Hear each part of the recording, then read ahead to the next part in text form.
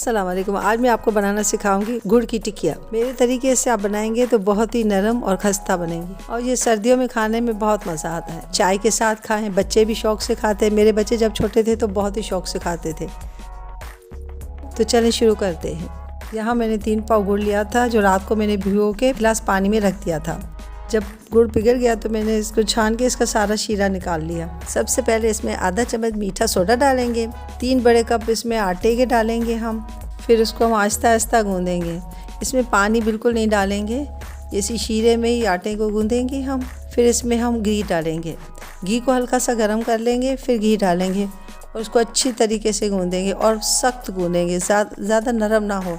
इतना नरम आटा होना चाहिए जितना आपको वीडियो में दिख रहा है। ज़्यादा नरम भी ना हो और ज़्यादा सख्त भी। थोड़ा तेल लगा के रख देंगे ताकि सूखे ना। अब इसका एक पेड़ा लेंगे और इसको बेलेंगे और बेल के इसको रोटी बड़ी बना लेंगे। फिर इसको गिलास से टिक्कियों की शेप देंगे। ये रोटी इतनी पतली ना हो, थोड़ी मोटी हो।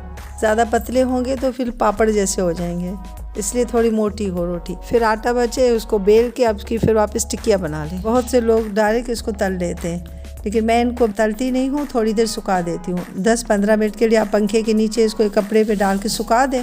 सूखी हुई होंगी तो ज़्यादा तेल जब्स नहीं करेंगी।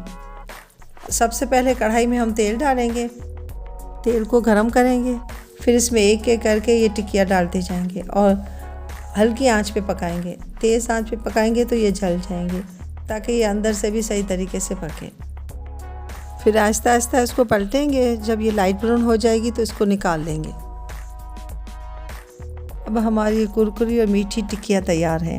अब आप इसको एक साफ जार में डाल के रख दें और ये जब दिल चाहे आपका खाएं। उम्मीद है ये मेरी रेसिपी आपको अच्छी लगी होगी। मज़ीद अच्छी रेसिपीज़ के लिए मेरी वीडियोस को लाइक करें, शेयर करें और मेरे चैनल को सब्सक्राइब करें। अल्लाह हाफिज़।